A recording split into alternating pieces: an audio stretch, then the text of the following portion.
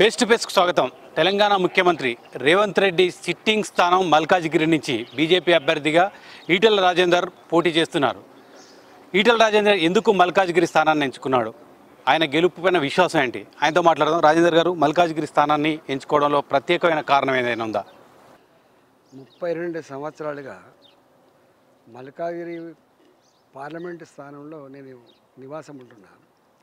నాకు అనేక ఊళ్ళల్లో నా ఇల్లు వాకిలు ఉన్నాయి. ఇక్కడ నా పోల్ట్రీ ఫార్మ్స్ ఉంది, నా బిజినెస్ ఉంది, నా పరిచయాలు ఉన్నాయి. కాబట్టి నేను పుట్టింది కమలాపూర్లో, కానీ చదువుకుంది హైదరాబాద్లో. ఈ బిజినెస్ అంతా కూడా హైదరాబాద్ డెవలప్ చేశాను. కాబట్టి ఇక్కడ ఉన్నటువంటి ఈ సంబంధాల రీత్యా నేను ఇక్కడ నుంచి పోటీ చేస్తున్నాను. మోడీ ఇమేజ్ని నమ్ముకున్నారా? ఈటెల రాజేందర్ ఇమేజ్ని నమ్ముకున్నారా? 100% మొట్టమొదలుగా దేశవ్యాప్తంగా మా పార్టీ మోడీ 10 సంవత్సరాల కాలంలో చేసినటువంటి అభివృద్ధిని నమ్ముకున్నది. అదేవిధంగా తెలంగాణలో కూడా ఇలా మోడీ ప్రభంజనం ఎట్లా ఉందో మొన్ననే మల్కాజిగిరిలో మీరు చూసిండ్రు. న్యాచురల్గా నాలాంటి కూడా 20, 22, 23 సంవత్సరాలుగా ఈ ప్రాంతంలో ఉంటున్నటువంటి వాటిగా ఈ ఉద్యమంలో 32 సంవత్సరాల కాలంలో 23 సంవత్సరాలు దాదాపుగా నేను ప్రజా జీవితంలో ఉన్నవాడిని. కాబట్టి డెఫినెట్గా నేను తెలియని మనిషి ఉండడు, నేను తెలియని కుటుంబం ఉండదు. కాబట్టి మోడీ గారి ఇమేజ్, నా పరిచయం, ఈ రెండు తప్పకుండా తోడవుతుంది. రెండు మూడవది న్యాచురల్గానే ఇవాళ జిహెచ్ఎంసీ పరిధిలో భారతీయ జనతా పార్టీకి పట్టు కూడా ఉంది. ఇక్కడ కార్యకర్తల బలం, నాయకుల బలం బ్రహ్మాండంగా ఉంది. అంటే అన్నీ కలగలిసి 100% తెలంగాణ గడ్డ మీద మొట్టమొదటి గెలిచే సీటు మల్కాజిగిరి. తెలంగాణ అసెంబ్లీ ఎన్నికల్లో బీజేపీకి అనుకున్నంత ఫలితాలు రాకపోవడానికి, కవితని అరెస్ట్ చేయకపోవడం, లిక్కర్ స్కామ్లో అరెస్ట్ చేస్తామని చేయకపోవడం మూలంగా నష్టం జరిగిందని భావించారు మీ పార్టీ వాళ్ళు కూడా. ఇప్పుడు అరెస్ట్ చేయడం వల్ల, ఈడీ అరెస్ట్ చేయడం మూలంగా మీ పార్టీకి ఈ లోక్సభ ఎన్నికల్లో లాభం జరుగుతుంది అనుకుంటున్నారా? అరెస్టులు మీ పార్టీ చేతిలో ఉండవు. అరెస్ట్ చేయన్నా చేయకూడదు పార్టీ చేతిలో ఉండదు. నెంబర్ 1. నెంబర్ 2 ఏంటంటే, అసెంబ్లీ ఎన్నికల సందర్భంలో ఆనాడు కాంగ్రెస్ పార్టీ బీజేపీ బీఆర్ఎస్ ఒకటైందనే నరేషన్ బిల్డప్ చేయడంలో, ప్రజల్ని నమ్మించడంలో సక్సెస్ అయింది. ఎట్టి పరిస్థితులు కూడా 600 బీఆర్ఎస్ పార్టీని ఓడించాలని చెప్పి ప్రజలు నిర్ణయించుకున్న తర్వాత, ఈ రెండు ఒకటని చెప్పి వాళ్ళు నమ్మించగలిగిన తర్వాత ఆల్టర్నేటివ్గా కాంగ్రెస్ పార్టీ కోటారని చెప్పి కాంగ్రెస్ పార్టీ కోటేసారు. ఎక్కడైతే వాస్తవంగా భారతీయ జనతా పార్టీ బలంగా కొట్టగలిగిందో, ట్రయాంగిల్ కాంటెస్ట్ ఉన్న కాడ బీఆర్ఎస్ పార్టీ కొంత గెలవగలిగింది. కానీ ఇప్పుడు కూడా బీఆర్ఎస్ ఓటు బ్యాంక్ అంతా బీజేపీకి షిఫ్ట్ అవుతుంది. ఇదంతా కూడా మ్యూచువల్ అండర్స్టాండింగ్ తోటి నడుస్తుంది. బీఆర్ఎస్ బీజేపీ ఒకటే అనే వాదన కూడా ముందుకు తీసుకొస్తున్నారు. మీరు రమేష్ గారు, ఎవరి జాగీర్ కాదు, నీ ఒపీనియన్ నీకే ఉంటుంది. నీ ఇంట్లో ఉండే నీ వైఫ్ ఒపీనియన్ నీ వైఫ్కి ఉంటుంది, నీ కొడుకు ఒపీనియన్ నీ కొడుకు ఉంటుంది. ఇట్లా మొత్తానికి కుళ్ళు గుత్తగా బీఆర్ఎస్ పార్టీ చెప్పంగానే మొత్తం ఓట్లన్నీ అటు షిఫ్ట్ అయ్యేంత శక్తి ఉంటుందా? మీరు చెప్పండి. ఒకవేళ నిజంగా గంత శక్తి కనుక ఉంటే బీఆర్ఎస్ పార్టీ గెలిచి ఉండాలి. ఏ నాయకుడు కానీ, ఏ పార్టీ కానీ మొత్తం ప్రజల్ని ఇటుపోండి, మీరు అటుపోండి, ఇటు షిఫ్ట్ కాండి, అటు షిఫ్ట్ కాండి అంటే అయ్యే పరిస్థితి. ఈవెన్ చివరికి అలయన్స్లో ఉన్నప్పుడు కూడా, 2 పార్టీలు అలయన్స్లో పోటీ చేసినప్పుడు కూడా 100% ఓటు షిఫ్టింగ్ అనేది జరగదు, గుర్తుపెట్టుకోండి. ఈటెల రాజేందర్ అభిమానులు చాలామంది చెప్తున్నారు, కేసీఆర్ ఈటెల రాజేందర్ని కెలకడం మూలంగానే అక్కడి నుంచే బీఆర్ఎస్ పతనం, కేసీఆర్ పతనం స్టార్ట్ అయిందని చెప్తున్నారు.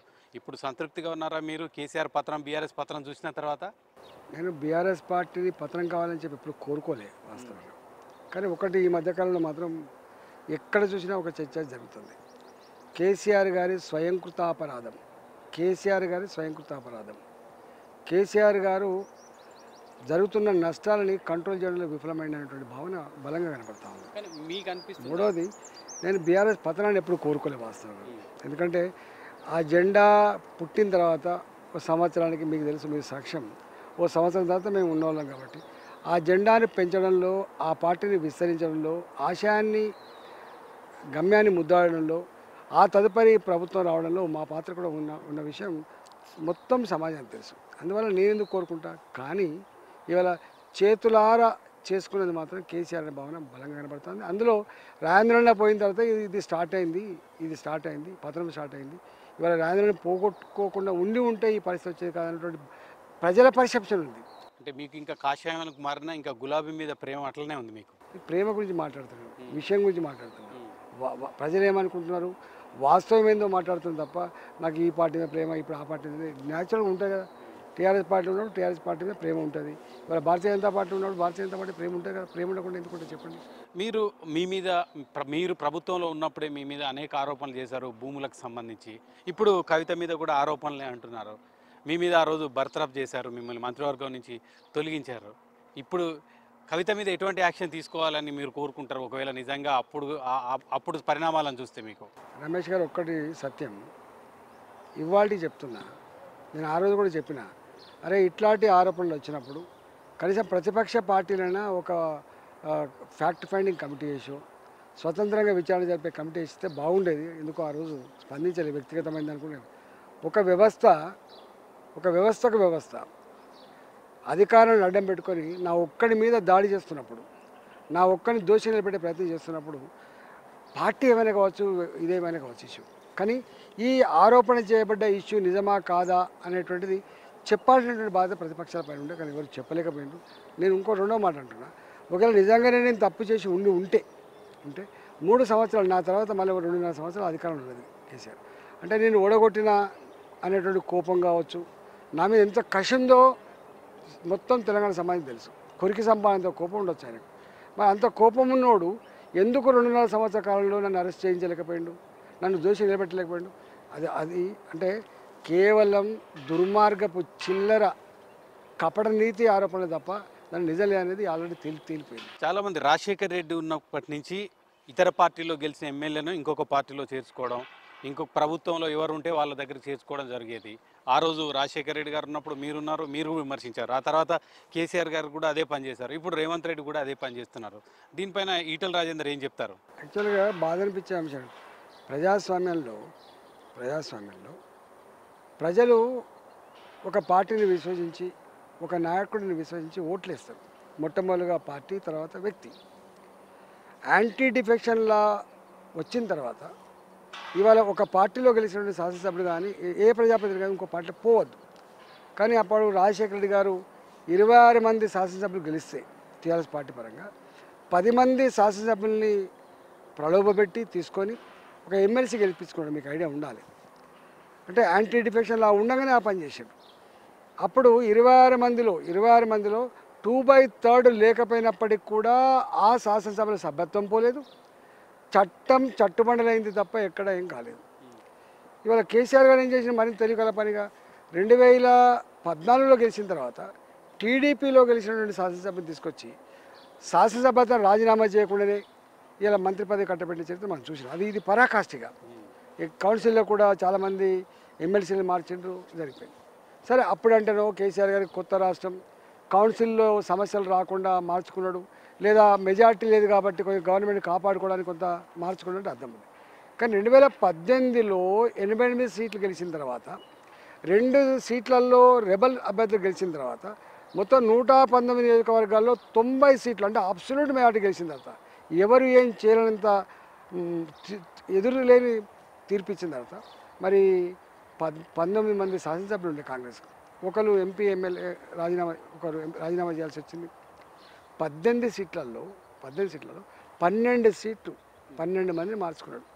మెల్లమెల్లగా మొట్టమొదటి బేరిచ్చి తీసుకున్నవచ్చు, ప్రలోభ పెట్టి తీసుకున్నవచ్చు, లాస్ట్కి తీసుకున్న వాళ్ళకు మరింత ఎక్కువ ఆఫర్స్ తీసుకోవచ్చు. అంటే నేను అనేది ఏంటంటే అవసరం లేకున్నా కూడా 12 మంది శాసనసభ్యుల్ని యాంటీ డిఫెక్షన్ లా కంట పడకుండా చూడడానికి లీగల్గానే ఉంది, చూడడానికి పార్టీనే మెరిచేసిండ్రు, వాళ్ళే వచ్చిండ్రు అని చెప్పి భ్రమింపజేసి ప్రజలు నమ్మింపజేసి తీసుకున్నదాన్ని తెలంగాణ సమాజం ఎక్కడ యాక్సెప్ట్ చేయలేదు. ఇవాళ సేమ్ రేవంత్ రెడ్డి కూడా ఇవాళ 65 సీట్లు వచ్చినాయి. 60 సీట్ల తర్వాత ఆయనకు ఎంఐఎం పార్టీ మళ్ళీ మద్దతు ఇస్తున్నట్టుగా ఎక్కడో చూస్తూ ఉన్నాం. 72 సీట్లు ఉన్నాయి. 72 సీట్లు ఉండగా మళ్ళీ ఇప్పుడు వాళ్ళు వస్తా అన్నా కూడా, అంటే అధికారమే పరమావధిగా బతికేటువంటి కొంతమంది శాసనసభ్యులు ఉండొచ్చు, అధికారం లేకపోతే బతకని వాళ్ళు ఉండొచ్చు. ఇవాళ సేమ్ ఎవ్వరు కూడా ఉత్తగా రారండి. ప్రలోభాలు లేకుండా బ్లాక్మెయిలింగ్ లేకుండా, నువ్వు పార్టీ మారకపోతే నీ సంగతి ఉందని చెప్పి చేయకుండా ఎవరు మారేటువంటి ఆస్కారం అంటే లేదు. లక్ష్మణ్ మీ పార్టీ నేత లక్ష్మణ్ లాంటి వాళ్ళే ప్రభుత్వం కూలిపోతుంది అని చెప్తున్నారు. మీరు 70 సీట్లకు పైగా మద్దతున్న ప్రభుత్వం పడిపోదు, ఎందుకు ఈ పక్క వాళ్ళని తీసుకోవడం అని చెప్తున్నారు. మీ పార్టీ నేతలు ప్రభుత్వం కూలిపోతుందని చెప్తున్నారు, అందుకే ఆయన తీసుకుంటున్నాం. కాంగ్రెస్ పార్టీ మీకు తెలుసు ఎన్ని గ్రూపులు ఉంటాయో, ఎట్లా ఆలోచిస్తారో మీకు తెలుసు కాంగ్రెస్ పార్టీ. అందువల్ల దాని పాత చరిత్ర ఆధారంగా వారు మాట్లాడి ఉండొచ్చు, కానీ ఇప్పుడున్న పరిస్థితులు అయితే మీకు ఇంకొక పార్టీ లేదు. ఇప్పుడు ఇక్కడ ఒక వెంటనే సింగిల్ లార్జెస్ట్ పార్టీ లేదు. 39 సీట్లే ఉన్నాయి వాళ్ళకి, 39 సీట్లు మాత్రమే ఉన్నాయి. 39 సీట్లో ఎక్కడ పోవాలండి? ఎలా? భారతీయ జనతా పార్టీ ఉంది, భారతీయ జనతా పార్టీ సపోర్ట్ చేసినా కూడా గెలిచే ప్రసక్తి లేదు కదా, అధికారానికి వచ్చే ప్రసక్తి లేదు కదా. అలాంటప్పుడు ఎందుకు ప్రయత్నం చేస్తారు చెప్పండి? అంటే బీజేపీకి మహారాష్ట్ర, మధ్యప్రదేశ్ ఇట్లాంటివి ఎగ్జాంపుల్స్ చాలా ఉన్నాయి కదా, ఇతర పార్టీ వాళ్ళని అధికారంలో తీసుకురావడానికి చేసిన ప్రయత్నం చూసినాం కదా. ఇప్పుడు ఇష్యూ వెరీ సింపుల్ అండి. అంటే నాకు తెలిసి బీఆర్ఎస్ పార్టీ మీద ప్రజల్లో విశ్వాసం లేనప్పుడు బీఆర్ఎస్ పార్టీ గంత చర్య చేపడతాను ఎందుకు అనుకుంటాను చెప్పండి? మొత్తం ఆ పార్టీలో ఉన్నటువంటి ప్రభుత్వంలో ఉన్న శాసనసభ్యులను ప్రలోభ పెట్టగలిగి తీసుకోగలిగి మళ్ళీ గవర్నమెంట్ ఏర్పాటు చేసే సత్తా ఉందా అండి? సీఎం రేవంత్ రెడ్డి కొడంగల్లో ఎమ్మెల్యేగా ఓడిపోయిన తర్వాత మళ్ళీ ఇదే మల్కాజ్గిరి, మీరు పోటీ చేయబోతున్న మల్కాజ్గిరినే పోటీ చేసి గెలిచాడు. అదే ఫార్ములాని ఈటల రాజేందర్ అదే ఫార్ములాని ఫాలో అవుతున్నారా? కొడంగల్లో ఓడిపోయి రేవంత్ రెడ్డి ఏ విధంగా అయితే మల్కాజ్గిరికి వచ్చి గెలిచాడో, హుజురాబాద్లో ఓడిపోయి, గజ్వేల్లో ఓడిపోయి ఇప్పుడు మళ్ళీ అదే ఫార్ములాతో మల్కాజ్గిరికి వచ్చాడా? అసలు ఆయనకు నాకు పోలిక ఎక్కడదండి. ఆయనకి ఏమైనా ఇక్కడ ఇల్లు ఉందా, ఇక్కడ అడ్రస్ ఉందా? ఆయన అక్కడ ఓడిపోయిండు. ఇక్కడ ఎవరు ఎక్కడైనా పోటీ చేసే అధికారం ఉంటుంది, రాష్ట్రంలో ఎవరు ఎక్కడైనా పోటీ చేసే అధికారం ఉంటుంది, అదొక ఆస్పెక్ట్. కానీ రేవంత్ రెడ్డి గారు అట్లా ఎంచుకున్నాడు కాబట్టి మీరు కూడా ఎంచుకున్నటువంటి పోలిక తప్పు అంటున్నారు. నేను ఇక్కడ ప్రాపర్ తెలంగాణ ఉద్యమ బిడ్డ ఇవాళ ఈటల రాజేందర్ అంటాడు. ఈటల రాజేందర్ అనే వ్యక్తి తెలంగాణ మొత్తంలో గుర్తుపడిన మనిషి ఉంటాడా? ఈటల రాజేందర్ అంటే ఆయనకు ఒక హుజురాబాద్ కాన్స్టిట్యున్సీ లేకపోతే ఇంకో కాన్స్టిట్యున్సీ ఎక్కడైనా ఉంటుంది, ఎక్కడైనా గుర్తుపడి. అదే నేను అడుగుతున్నా, మీ మాటల్లో చెప్పాలంటే హుజురాబాద్లో చెల్లని రూపాయి, గజ్వేల్లో చెల్లని రూపాయి మల్కాజ్గిరిలో ఎట్లా చెల్లుతుంది? అవన్నీ కేసీఆర్ మాట్లాడిన మీరు కూడా చాలాసార్లు మాట్లాడారు మంచి మాటలు. ఇప్పుడు ఇష్యూ ఏంటంటే గెలుపోటములు సహజంగా ఉంటాయి, గెలుపోటములు ఉంటాయి. సరే మొన్నటి ఎట్లా ఓడిపోయినాం, ఎందుకు ఓడిపోయినా అదొక చరిత్ర, అది ఇప్పుడు డిస్కస్ చేస్తా కాదు. నేను ఓడిపోయిన మాట వాస్తవం కదా, నేను కప్పించుకోలేం కదా. హుజురాబాద్లో ఓడిపోయిన మాట వాస్తవం. నేను ఓడిపోయిన తర్వాత మా పార్టీ పార్లమెంట్ పోటీ చేస్తావా అని చెప్పి అడిగింది, చేస్తా అని చెప్పినాం. మల్కాగిరి ఎందుకు అంటే మన 32 సంవత్సరాలు తెలంగాణ ఉద్యమం అంతా ఇక్కడే చేసినాం కదా, కూకటపల్లి నుంచి మొదలుపెట్టి చుట్టుపక్కల అంతా కూడా మేమే చేసినాం కదా. ఇక్కడ కేవలం నార్త్ ఇండియన్స్ మాత్రమే కాదు, తెలంగాణ సెటిలర్లు కూడా అత్యధికంగా ఉండేటువంటి పార్లమెంట్ ఇది. 14 సీట్లు గెలిచి తీరుతామని రేవంత్ రెడ్డి సవాల్ విసురుతున్నారు. మా పాలనకు రెఫరెండం ఈ ఎన్నికల్లో రాబోయే ఫలితాలను కూడా చెప్తున్నారు. ఇంకా బీజేపీ పరిస్థితి ఏ విధంగా ఉండబోతుంది? అసలు ఇక్కడ 12 స్థానాల పైబడి మేము గెలుస్తామని చెప్పి అమిత్ షా గారు మనం చెప్పిండ్రు. ఇవాళ మొత్తం ఏ రిపోర్ట్ చూసినప్పటికి కూడా వాతావరణం మాత్రం బ్రహ్మాండంగా బీజేపీ వైపు ఉంది. ఈ దఫా ఊర్లలో ఉన్న వాళ్ళు కూడా ఇవాళ ఇంకా పత్తులేరే కాడ, నాటేసే కాడ కూడా ఏమంటున్నారంటే మోడీ గారికి వేయాలి ఓట్లు. ఎందుకంటే మేము మొట్టమొదటిసారిగా చెంబులు పట్టుకొని బయలుభూమికి పోయేటువంటి పరిస్థితి లేకుండా స్వచ్ఛ భారత్ కింద మా ఆత్మగౌరవం నిలిపే పద్ధతిలో మాకు టాయిలెట్స్ కట్టించిన మోడీ గారు అంటున్నారు. ఇవాళ మాకు జన్ధన్ అకౌంట్లు ఓపెన్ చేసిండ్రు. అసెంబ్లీ ఎన్నికల్లో అది ఎందుకు రిఫ్లెక్ట్ కాలేదు? ఇవాళ అనేక ఫ్యాక్టర్స్ ఉంటాయి కదా, గెలుపోవడంలో ఒక్క ఫ్యాక్టర్ ఉంటుందా? రమేష్ గారు చెప్పండి. మేము చేసినా కూడా చెప్పుకోలేకపోవచ్చు. ఈ ఎన్నికలు ఈ రాష్ట్రాన్ని మోడీ గారికి వచ్చినప్పుడు ఎత్తామనేటువంటి భావన ఉండొచ్చు. ఆనాడు ఓట్లేసినప్పుడు కూడా చాలామంది చెప్పిండ్రు ఈసారి వాళ్ళకి వేస్తున్నాం, ఈ పార్టీకి వేస్తున్నాం, నెక్స్ట్ మాత్రం మోడీ గారికి వేస్తాం, మోడీ గారు ప్రధానమంత్రి అయితేనే దేశం సుభిక్షంగా ఉంటుంది, ఈ దేశం అభివృద్ధి చెందుతుంది, రకరకాల ఆలోచనలు. మోడీ ఫ్యాక్ట్, అయోధ్యలో రామ మందిర ప్రారంభం కానీ, తర్వాత మోడీ మళ్ళీ ప్రధాని కావాలనే ఈ ఫ్యాక్టర్ కానీ, ఇవన్నీ కూడా బీజేపీకి లాభించే అవకాశాలు, ఎస్పెషల్లీ తెలంగాణలో ఎటువంటి అంశాలు ఇంపాక్ట్ చూపడబోతున్నాయి ఈ ఎన్నికల్లో? అసలు ఎప్పుడైనా చూసిందా 10 సంవత్సరాల కాలంలో ఒక్కరోజు కూడా జ్వరం వచ్చింది, ఆరోగ్యం బాగాలేని చెప్పకుండా 365 డేస్ 10 సంవత్సరాల కాలం పాటు పనిచేసిన వ్యక్తి నరేంద్ర మోడీ గారు. రెండో అతి ముఖ్యమైనది, ఈ 10 సంవత్సరాల కాలంలో ఎక్కడ ఒక కోల్ స్కామ్ లాంటిదో, 2G స్కామ్ లాంటిదో, బోఫర్ స్కామ్ లాంటిదో ఉందా అండి? ఈ దేశం తలదించుకునే ఒక్క స్కామ్ కూడా, ఒక్క చెడ్డ పని కూడా మోడీ గారి పాలన లేదు. మూడవది అతి ముఖ్యమైనది ఇవాళ ఒక్కటి కాదు, ఇవాళ డెవలప్మెంటల్ ఆస్పెక్ట్లో 11వ ఆర్థిక వ్యవస్థగా ఉన్న భారత్ 5వ ఆర్థిక వ్యవస్థకు ఎదిగింది మోడీ గారి హయాంలో. ఒకనాడు వరల్డ్ బ్యాంక్ దగ్గర పోయి బిచ్చమెత్తే పరిస్థితి నుంచి వెళ్ళి వరల్డ్ బ్యాంక్ నిబంధనలన్నీ కూడా పాటించి భారత ప్రజల ఈ దేశ ప్రజలను పరంగా పెట్టినామని చర్చలు జరిగిన దగ్గర నుంచి ఇలా అట్లాంటి పరిస్థితి లేదు. ఇవాళ 370 ఆర్టికల్, ఒకటే దేశం ఒకటే చట్టం ఆనాటి నినాదం అది. ఇవాళ దాన్ని అమలు చేసిన వ్యక్తి ఇవాళ జమ్మూ అండ్ కాశ్మీర్ వైపు కన్నెత్తి ఎవడు చూడొద్దని చెప్పి ఒక సంకేతం ఇచ్చి జమ్మూ అండ్ కాశ్మీర్ భారత్లో భాగమని చెప్పి ఇవాళ ఒక స్విట్జర్లాండ్ లాగా అక్కడ డెవలప్ చేయాలని చెప్పి తపన పడుతున్న పార్టీ భారతీయ జనతా పార్టీ. మీకు తెలిసి ఇలా ప్రజలకు డెవలప్మెంట్తో పాటుగా విశ్వాసాలు కూడా ఇంపార్టెంట్. రమేష్ గారు అన్నం ఉడికిందాలే మొత్తం చూడ మోడీ గారి పనిమంతుడా కాదా, మోడీ గారు ప్రజల కోసమే ఉండలేదనడానికి ఒక చిన్న ఎగ్జాంపుల్ చెప్తాను నేను. ఉక్రెయిన్ రష్యా యుద్ధం అయింది, మన పిల్లలు అక్కడ చిక్కుపడ్డారు, ఇక్కడ పేరెంట్స్ ఏడుస్తున్నారు. ఒకటే మాట అన్నాడు, మీ పిల్లల్ని తీసుకొచ్చే జిమ్మదారు నాదని దేశ ప్రధానమంత్రి.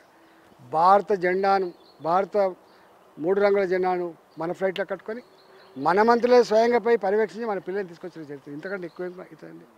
ఇవాళ విశ్వాసాల విషయంలో ఎప్పుడో 500 ఏళ్ళ నాడు మీకు తెలియదా అనే ఒక పరాయి దేశస్తులు దాడి చేసినప్పుడు ఆ పరాయి దేశం యుద్ధంలో విజయం సాధించినప్పుడు రాజులు రాజ కుటుంబాలు బలైపోతాయి, అక్కడ స్త్రీల మాన ప్రాణాలు పోతాయి. అంతేకాకుండా ఆనవాళ్ళు లేకుండా కల్చర్ మీద దాడి చేస్తారు, విశ్వాసం మీద దాడి చేస్తారు, ఆలయాల మీద దాడి చేస్తారు, ఆనవాళ్ళ మీద దాడి చేస్తారు. అట్లనే అయోధ్యలో ఆలయాల మీద దాడి చేసిన దాన్ని ఆనవాళ్ళు కూడా చేశారు.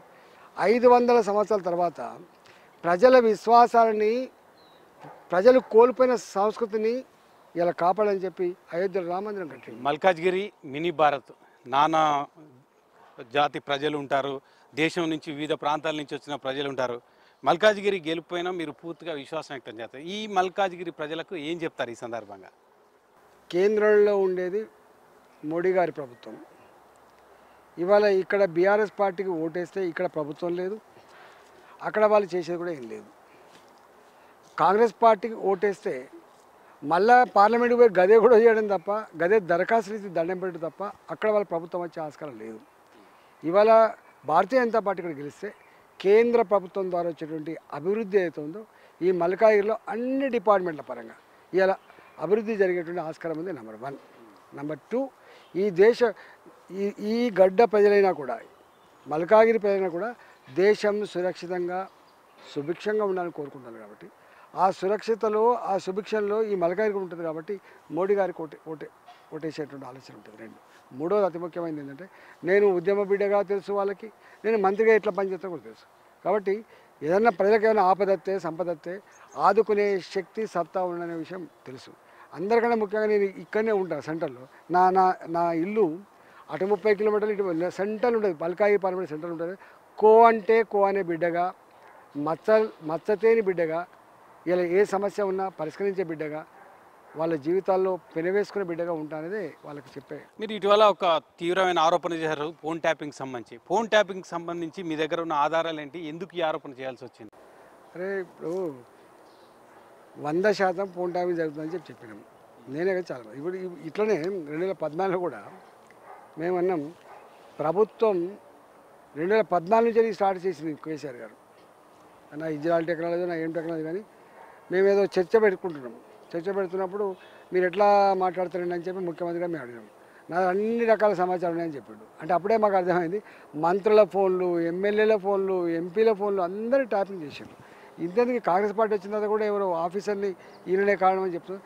100% ఫోన్ ట్యాపింగ్ లేకుండా రాష్ట్ర ప్రభుత్వం నడిచే పరిస్థితి లేదు. నమ్మకాలు లేవు, పరస్పర విశ్వాసాలు లేవు, నమ్మకాలు లేవు, అపనమ్మకం ఎక్కువ, ఎవరు నమ్మను ఎవరు నమ్మకం, అట్లాంటి పరిస్థితిలో అట్లాంటి పనిచేస్తారు. ఇది మంచిది కాదు. కేసీఆర్ ఇది తారస్థాయికి తీసుకుపోయిండు. ఎవరు ఫోన్ ట్యాపింగ్ చేసినా, ఎవరు ఎంపీల ఎమ్మెల్యేల ప్రతిపక్ష పార్టీల స్వేచ్ఛ హరించినా అది మంచిది కాదు. రేవంత్ రెడ్డి పరిపాలన పైన మీ కామెంట్ ఏంటి? ఆయన పరిపాలన ఏ విధంగా ఉంది? వ్యక్తిగా ఒక ఈటల రాజేందర్ ఏం చెప్తారు? బీజేపీ పార్టీకి సంబంధించిన వ్యక్తిగా కాకుండా, నాయకుడిగా కాకుండా, వ్యక్తిగా రేవంత్ రెడ్డి పరిపాలన పైన మీ కామెంట్ ఏంటి? యాక్చువల్గా ఇప్పుడు ఆ ప్రభుత్వం వచ్చి 100 రోజులు అవుతుంది. 100 రోజుల్లోనే ఏదో అద్భుతాలు జరుగుతాయి లేదా విమర్శ చేయడం అనేది మంచిగా ఉండదు. తప్పకుండా రాబోయే కాలం. కానీ ఒక్కటి మాత్రం సత్యం ఏంటంటే, మహిళా కాన్క్లేవ్ల పేరిట రైతు సభల పేరిట, విద్యార్థుల సభల పేరిట రకరకాల 6 గ్యారంటీలు అని చెప్పేదో ఇచ్చిండ్రు. 6 గ్యారంటీలలో ఇలా మహిళకి ఇచ్చే గ్యారంటీలో ఒక మహిళ ఒక్కటే గ్యారంటీ కాదు, ఆ మహిళలో కూడా మళ్ళీ 10 గ్యారంటీలు ఉన్నాయి. ఆల్మోస్ట్ 66 గ్యారంటీలు ఇచ్చింది వీళ్ళు, 66 గ్యారంటీలు ఇచ్చిండు. ఈ గ్యారంటీలను అమలు చేయగలిగే సత్తా ఈ రాష్ట్ర ప్రభుత్వ ఆర్థిక స్థితికి లేదు. మరి ఎందుకు ఇచ్చిండు ఆయన, ఏం చేస్తున్నాయన వేచి చూడాల్సిందే. నేను మాజీ ఆర్థిక మంత్రిగా చెప్పదలుచుకున్న అంశం ఏంటంటే, ఒక్కటే మీరు ప్రజలు అర్థం చేసుకోమని చెప్పి కోరుతున్నాను. నేను విమర్శ కూడా చేస్తాను. కేసీఆర్ ఏమంటుండే ఎప్పుడు, నేనే నంబర్ 1 ముఖ్యమంత్రిని, రాజు తలుచుకుంటే దెబ్బలకు కొదువ, ధనిక రాష్ట్రం. ఓకే, ఈ రైతుకు రుణమాఫీ చేస్తా అని చెప్పండి, 1,00,000 రూపాయల రుణమాఫీ 4.5 సంవత్సరాలు చేయలేకపోయింది కదా, చేసిందా చెప్పండి. ఒకవేళ ముఖ్యమంత్రి గారు చెప్పిన మాట నిజమే అయితే, ఇక్కడ ఆర్థిక స్థితి గొప్పగానే ఉంటే ఇష్టం లేక చేయలేదా రైతులకు, డబ్బులు లేక చేయలేదా, డబ్బులు లేకనే చేయలేదు. చివరికి ఊళ్ళలో పోతే రేపు రానియరు, ఓట్లలో ఓడిపోతామనే భయంతో రింగ్ రోడ్ అమ్మిండు కదా, మనం చూస్తున్న రింగ్ రోడ్ అమ్మిండు కదా. అంతేకాకుండా హైటెక్ సిటీలో 100 కోట్లకు ఎకరం అని చెప్పి ప్రగల్భాలు పలికి అమ్మిండు కదా. ఆ పైసలు ఈ పైసలు తీసుకుపోయి ఇవాళ బ్యాంకులలో కడితే వడ్డీ తీరింది తప్ప అసలు కూడా తీరలేదు. మాట వాస్తవమా కాదు మీరు చెప్పండి. అంటే 1,00,000 రూపాయలు రుణమాఫీ చేయలేనటువంటి కేసీఆర్ రాష్ట్రంలో ఇవాళ రేవంత్ రెడ్డి గారు 2,00,000 రూపాయలు రుణమాఫీ చేస్తాడని నమ్మగలమా? అది ఎట్ టైం నమ్మగలుగుతామా చెప్పండి? ఇదేనా అల్లావుద్దీన్ అద్భుత దీపమా చెప్పండి? హామ్ ఫట్ మంత్రాలు అవుతామా చెప్పండి? అవుతుందా చెప్పండి? వారే ఒక దిక్కు చెప్తా ఉన్నాడు, ఏమంటున్నాడు, కేంద్ర ప్రభుత్వం మమ్మల్ని ఆదుకోవాలి, మాకు రుణం మా FRBM రుణాన్ని 3% కాదు 3.5% పెంచాలి అని చెప్పి అడుగుతున్నాడు. మొత్తం శ్వేతపత్రం విడుదల చేసింది, మీకు తెలియదు ఏముంది, సభలో శ్వేతపత్రం విడుదల చేసింది. ఆర్థిక వ్యవస్థ అంతా కూడా మొత్తం కుప్పకూలిపోయింది, ఏమీ లేదు, డొల్లతనము, మేము అన్నీ మీకు హామీలు ఇచ్చినాము, చేద్దాం అనుకుంటున్నాము, కానీ చేసే స్థాయి లేదేమో అని చెప్పి ఇప్పుడే ఆల్రెడీ సంకేతాలు ఇస్తున్నాడు. రేపు పార్లమెంట్ ఎన్నికల తర్వాత తెలుస్తుంది. బీజేపీకి నుంచి వలసలు అటువైపు వెళ్తున్నాయి, చాలామంది కాంగ్రెస్లోకి వెళ్తున్నారు. మీ మల్కాజిగిరి నియోజకవర్గంలో కూడా ఒక అధ్యక్షుడు రాజీనామా చేశారు. దీన్ని ఎట్లా చూడొచ్చు? ఎందుకు బీజేపీ గెలుస్తుంది, మోడీ పైన విశ్వాసం ఉంది, మరొకసారి మోడీ ప్రధానమంత్రి అవుతారని చెప్తున్న నేపథ్యంలో ఎందుకు బీజేపీ నుంచి జితేందర్ రెడ్డి లాంటి వాళ్ళు బయటకు వెళ్ళిపోతున్నారు? మీ నియోజకవర్గంలో రాజీనామాలు ఎందుకు జరుగుతున్నాయి? జనరల్గా ఏంటంటే ఎప్పుడైనా ఎన్నికలప్పుడు యాస్పిరెంట్స్ ఎవరైతే నేను పోటీ చేయాలని చెప్పి అనుకుంటారో, ఎమ్మెల్యేగా ఎంపీగా పోటీ చేయాలనుకుంటారో, రాకపోతే కొంతమంది వెళ్ళిపోయేటువంటి ప్రాక్టీస్ అన్ని పార్టీలలో అన్ని సందర్భాల్లో ఉంటుంది. అంటే ఎన్నికల అందులో బాగానే వెళ్ళిపోయినారు. ఇలా మా హరీష్ రెడ్డి గారు ఎంపీగా నేను ఎక్స్పెక్ట్ చేసిన, నాకు రాకపోయారు మనస్తాపం చెందని చెప్పి ఆయన, జితేంద్ర రెడ్డి గారు మహబూబ్ నగర్ ఎక్స్పెక్ట్ చేసిన, నాకు రాకపోతే చెప్పి ఆయన, ఇట్లా ఉండొచ్చు. కానీ జనరల్గా రాజకీయ నాయకులు 2 రకాలు ఉంటారండి. ఒక రకమేమో అధికారం ఉంటేనే బతుకుతాం, అధికారం ఉంటేనే బతుకుతాం, పదవో పనివో ఏదో ఉంటుంది, వాళ్ళు ఎట్లానా ఎక్కడ అధికారం ఉంటే అక్కడ పోతారండి. వాళ్ళ గురించి నేను మాట్లాడతాను. సిద్ధాంతం పట్టుకొని తప్పకుండా అసెస్మెంట్ చేసుకొని, భవిష్యత్తు అసెస్మెంట్ చేసుకొని ఉండే వాళ్ళు కూడా ఉంటారు. అట్లాంటి మా దాంట్లో కూడా చాలామంది వస్తున్నారు, చూస్తున్నారు. మా దాంట్లో తక్కువ ఎందుకు వచ్చిండ్రు? మీకు అనేక మంది సిట్టింగ్ ఎంపీలు వచ్చిండ్రు, మీకు జైరాబాద్ సిట్టింగ్ ఎంపీ, అవును డెఫినెట్గా, ఎందుకేం సిట్టింగ్ అట్లా మా దాంట్లో కూడా వస్తూ ఉన్నారు. మా దాంట్లో వల్ల వచ్చే సంఖ్య చాలా ఎక్కువ, పోయిన సంఖ్య చాలా మినిమం 1-2 తప్ప ఇలా ఎక్కువ మంది ప్రజలు. అన్నిటికంటే ముఖ్యంగా నాయకులు ఇటు నుంచి అటు నుంచి ఇటు మారినంత మాత్రాన మొత్తం వ్యవస్థ మారదు, కానీ ప్రజల అభిప్రాయం మారితే బీజేపీ కూడా వర్తిస్తుంది కదా 100%. ఇవాళ బీజేపీ పట్ల ప్రజలకు ఒక గొప్ప అవగాహన ఉంది, వాళ్ళకు ఒక నమ్మకం ఉంది, అది గెలిపించాలని తపన ఉంది. గుర్తుపెట్టుకోండి, బీజేపీకి ఉండేటువంటి అడ్వాంటేజ్ ఏంటంటే బీజేపీ పట్ల నరేంద్ర మోడీ పట్ల విశ్వాసం ఉంది, గెలిపించుకోవాలని తపన ఉంది. రాజేందర్ గారు, నేను అడుగుతున్న, కాంగ్రెస్ పార్టీ అంటే అవకాశవాదులను ప్రోత్సహిస్తుంది, ఇంకో బీఆర్ఎస్ అంటే అవకాశవాదులు, ఒక సిద్ధాంత పార్టీ, మోడీ లాంటి పవర్ఫుల్ ప్రైమ్ మినిస్టర్ లాంటి పార్టీలో కూడా అవకాశవాదులను ప్రోత్సహించి టికెట్లు ఇవ్వడాన్ని చాలామంది తప్పుపడుతున్నారు. ఈ పరిణామాన్ని వార్డు మెంబర్ నుంచి మొదలుపెట్టి పార్లమెంట్ స్థాయి వరకు అనేక దిక్కులో మాకు వ్యాక్యూమ్ ఉన్నది, మాకు లీడర్షిప్ కరువు ఉన్నది. డెఫినెట్గా చాలామంది ఏమనుకుంటారంటే, ఇప్పుడు కాంగ్రెస్ పోయినా అనుకో, ఆడ ఆల్రెడీ కాంగ్రెస్ పార్టీ అభ్యర్థి ఉన్నాడు, నాకు టికెట్ వచ్చే ఆస్కారం లేదు, నా రాజకీయ భవిష్యత్తు రేపు ఒక ఎమ్మెల్యే కావాలి, ఒక ఎంపీ కావాలంటే ఎక్కడ పోవాలి? డెఫినెట్గా ఎదుగుతున్న పార్టీకి వస్తారు, వ్యాక్యూమ్ ఉన్న పార్టీకి వస్తారు. వ్యాక్యూమ్ ఉన్నది ఎదుగుతున్న పార్టీ కాబట్టి భారతీయ జనతా పార్టీకి వస్తారు. దాంట్లో తప్పేముంది, ప్రోత్సహించడం ఏముంది? బండి సంజయ్ మీ పాత నియోజకవర్గంలో ఉన్నారు, ఆయన గెలుపుకు ఎటువంటి కృషి చేయబోతున్నారు? గతంలో ఉన్న గ్యాప్ కొంచెం తగ్గిందా? మీరు కేవలం మల్కాజ్గిరి మీద కాన్సన్ట్రేషన్ చేస్తున్నారు, బండి సంజయ్ గెలుపుకు ఎటువంటి కృషి చేయబోతున్నారు? నేను భారతీయ జనతా పార్టీ నాయకుడిని, భారతీయ జనతా పార్టీ తెలంగాణ రాష్ట్రంలో 17 సీట్లు గెలవాలని చెప్పి తపన పడేటువంటి వ్యక్తిని. నీకు తెలుసు నా చరిత్ర అన్న, మాకు స్టేట్ ఫైట్ ఉంటుంది తప్ప స్ట్రీట్ ఫైట్ ఉండే ఆస్కారం లేదు. బండి సంజయ్ గారు పార్లమెంట్లో గెలవాలని చెప్పి నా వంతు ఎంత శక్తి ఉంటుందో నేను ఆ ప్రయత్నం చేస్తాను. మల్కాజ్గిరికి మీరు గెలిస్తే ఏదైనా ఈ అభివృద్ధి చేస్తానని ఆ ప్రజలకి ఏమైనా చెప్పగలరా? యూనివర్సల్ డెవలప్మెంట్ కాకుండా ఇది చేస్తానని ఒక హామీ ఏమైనా ఇవ్వగలరా? యాక్చువల్గా ఇక్కడ కంటోన్మెంట్ అనేది ఈ పార్లమెంట్ కింద ఉంటుంది. ఇక్కడ రోడ్ల సమస్య, రోడ్లు మూసివేత సమస్య ఇవన్నీ ఉంటాయి. తప్పకుండా ఇవన్నీ చేయాల్సి ఉంది నెంబర్ 1. నెంబర్ 2 ఏంటంటే ఈ ప్రాంతం అంతా న్యూలీ ఎక్స్పాండెడ్ ప్రాంతం కాబట్టి డ్రైనేజ్ వ్యవస్థ కానీ, రోడ్ల వ్యవస్థ కానీ, ఇన్ఫ్రాస్ట్రక్చర్ వ్యవస్థ కానీ అది కొంత ల్యాక్ ఉంది. అలాంటివి చేయాల్సి ఉంది. 3వది ఉపాధి చాలా ఇంపార్టెంట్. అది ఇక్కడ అంతా సెటిల్స్ ఉంటాయి. ఉపాధి రంగం చాలా ఇంపార్టెంట్ కాబట్టి ఉపాధి రంగానికి కేంద్ర ప్రభుత్వ పరంగా స్కిల్ డెవలప్మెంట్ కోసం ఉండేటువంటి ఫండ్స్ ఫ్లడ్ లాగా తీసుకొచ్చి ఏదన్నా చేసి వాళ్ళకు ఉపాధి కల్పించే ప్రయత్నం తప్పకుండా చేయాల్సి ఉన్నది. చాలా ఇంపార్టెంట్ ఇష్యూ. 4వది ఇవాళ న్యాచురల్ కొంత డెవలప్మెంట్ ఉంటుంది. ఆ డెవలప్మెంట్ చేసే పని చేస్తారు. దవాఖానాల పరంగా కావచ్చు, విద్యాపరంగా కావచ్చు, ఇవన్నీ కూడా తప్పకుండా. ఇక్కడనే ఆల్రెడీ మొన్న పక్కకే ఎయిమ్స్ వచ్చింది, ఆల్రెడీ ఇన్స్టిట్యూట్ మెడికల్ సైన్స్ వచ్చింది. ఇక్కడ తప్పకుండా ఇంకా వైద్యపరమైన డెవలప్మెంట్ కోసం తప్పకుండా ప్రయత్నం చేస్తాం. ఓకే, థ్యాంక్ యూ రాజేంద్ర గారు. ఆల్ ది బెస్ట్ అండి. దేశంలో మోడీ ప్రభంజనం కొనసాగుతుంది. ఖచ్చితంగా బీజేపీ అధికారంలోకి వస్తుంది. మోడీ 3వసారి ప్రధానమంత్రి అవుతారు. తెలంగాణ రాష్ట్రంలో కూడా బీజేపీ అనూహ్యమైన విజయాలు సాధించబోతుంది. మల్కాజ్గిరి నుంచి తాను విజయం సాధిస్తానని ఈటెల రాజేందర్ గారు విశ్వాసం వ్యక్తం చేస్తున్నారు. ఇది ఫేస్ టు ఫేస్. మరో గెస్ట్ మళ్ళీ కలుద్దాం. చూస్తూనే ఉండండి ఎన్టీవీ.